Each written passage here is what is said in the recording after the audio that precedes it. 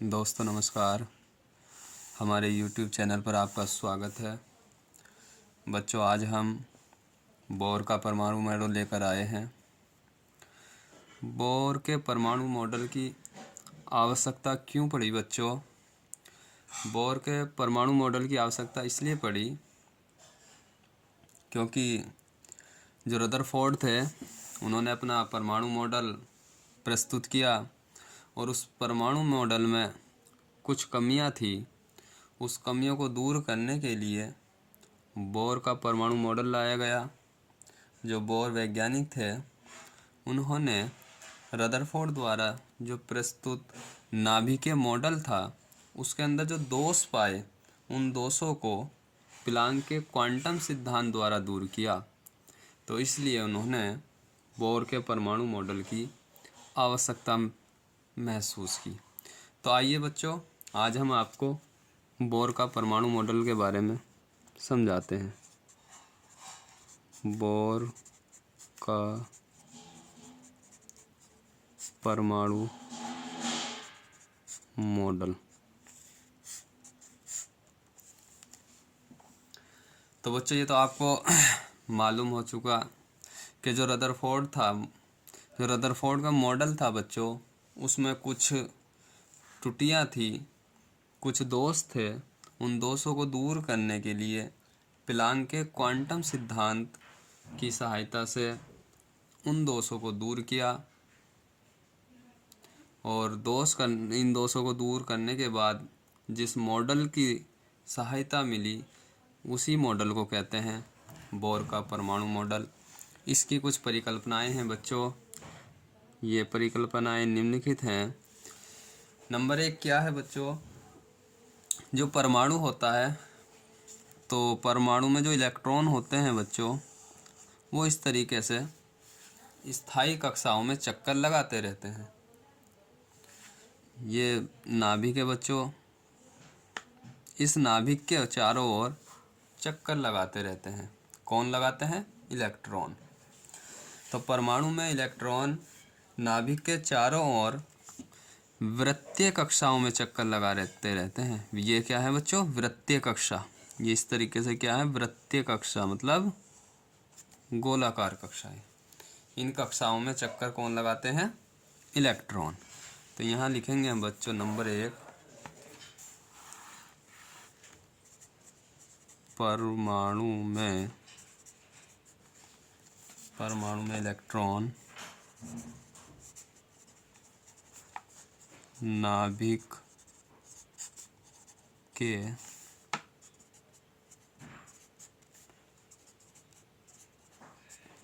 के चारों ओर वृत्तीय कक्षाओं में चक्कर लगाते रहते हैं। तो पहला नंबर है बच्चों, पहली परिकल्पना है बोर के परमाणु मॉडल की। परमाणु में इलेक्ट्रॉन होते हैं, वो नाभिक के चारों ओर वृत्तीय कक्षाओं में चक्कर लगाते रहते हैं। नंबर 2 है बच्चों, इलेक्ट्रॉन निश्चित ऊर्जा स्तरों में इलेक्ट्रॉन निश्चित ऊर्जा स्तरों में बिना ऊर्जा उत्सर्जित और दूसरा होता है बच्चों या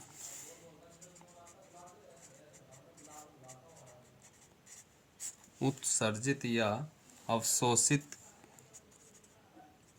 किए बिना।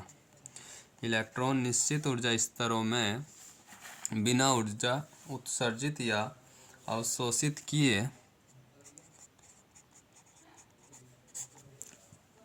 लगातार उच्च वेग से चक्कर लगाते रहते हैं। यानी कि बच्चों जब इलेक्ट्रॉन निश्चित ऊर्जा स्तरों में चक्कर लगाते हैं, जैसे ये है बच्चों एक, ये ऊर्जा निश्चित ऊर्जा स्तर है बच्चों, ये ले लो ये वाला। तो इसमें जब ये चक्कर लगाएगा इलेक्ट्रॉन तो क्या होगा, बिना ऊर्जा उत्सर्जित या अवशोषित किए लगातार उच्च वेग से चक्कर लगाते रहते हैं। यानी कि ना तो ऊर्जा उत्सर्जित करता है इलेक्ट्रॉन और ना ही अवशोषित करता है। अगर वो एक ही कक्षा में निश्चित ऊर्जा स्तर में, एक ही उसमें निश्चित ऊर्जा स्तर में चक्कर लगा रहा है तो न तो इलेक्ट्रॉन ऊर्जा उत्सर्जित करता है और न ही ऊर्जा अवशोषित करता है। नंबर तीन इलेक्ट्रॉन केवल उन्हीं कक्षाओं में चक्कर लगाते हैं या घूमते हैं। इलेक्ट्रॉन केवल उन्हीं कक्षाओं में घूमते हैं या चक्कर लगाते हैं जहां उनका कोणीय संवेग होता है बच्चों MVR। कोणीय संवेग होता है MVR, ये कॉमा लगा दो, NH/2 का पूर्ण गुणज हो। चलो दोबारा लिखा गया, पूर्ण गुणज हो या होता हो। ठीक है बच्चों, इलेक्ट्रॉन केवल उन्हीं कक्षाओं में घूमते हैं जहां उनका कोणीय संवेग होता है बच्चों MVR, इसे जैसे प्रदर्शित करते हैं NH/2 का पूर्ण गुणज हो या कोई सरल गुणक होता हो। जैसे n, जहां n = 1 2 3 ... n बच्चों मुख्य क्वांटम संख्या को प्रदर्शित करती है। और नेक्स्ट परिकल्पना है इसकी बच्चों नंबर 4। देखो बच्चों ये था सेकंड, इलेक्ट्रॉन निश्चित ऊर्जा स्तरों में निश्चित। अब देखो दोबारा बनाते हैं, ये है फर्स्ट, ये नाभिक है, सेकंड, थर्ड, ये ऊर्जा स्तर है बच्चों या कक्षाएं हैं। तो इसका मतलब क्या बच्चों, देखो हमने बताया था सेकंड में कि इलेक्ट्रॉन निश्चित ऊर्जा स्तरों में, मान लो इसमें चक्कर लगा रहा हो निश्चित में, या इसमें चक्कर लगा रहा है निश्चित में, तो ना तो वो ऊर्जा उत्सर्जित करता है और न ही ऊर्जा अवशोषित करता है। लेकिन बच्चों नंबर 4 में क्या है, अगर वो एक ऊर्जा स्तर से, जैसे इससे और इसमें जाए, या इसमें चक्कर लगा रहा है और इससे इसमें जाना चाहता है, या बच्चों वो इस ऊर्जा स्तर में चक्कर लगा रहा है और यहाँ आना चाहता है, तो इस तरीके से अगर वो अपनी ऊर्जा स्तरों को चेंज करता है, यानी एक ऊर्जा स्तर से दूसरे ऊर्जा स्तर में जाना चाहता है, तो वो अपनी ऊर्जा को उत्सर्जित या अवशोषित करता है। लेकिन अगर वो एक निश्चित कक्षा में चक्कर लगा रहा है इलेक्ट्रॉन, तो वो अपनी ऊर्जा को न तो उत्सर्जित करता है और न ही अवशोषित करता है। परंतु अगर वो एक ऊर्जा स्तर से दूसरे ऊर्जा स्तर में जाना चाहता है तो वो अपनी ऊर्जा को अवशोषित करता है या उत्सर्जित करता है। और ये जो ऊर्जा होती है उसकी, वो होती है बच्चों क्वांटा के रूप में, फोटोन या क्वांटा के रूप में उत्सर्जित होती है। तो क्या लिखेंगे बच्चों, इलेक्ट्रॉन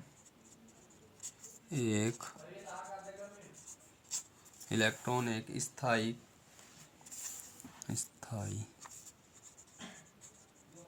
कक्षा से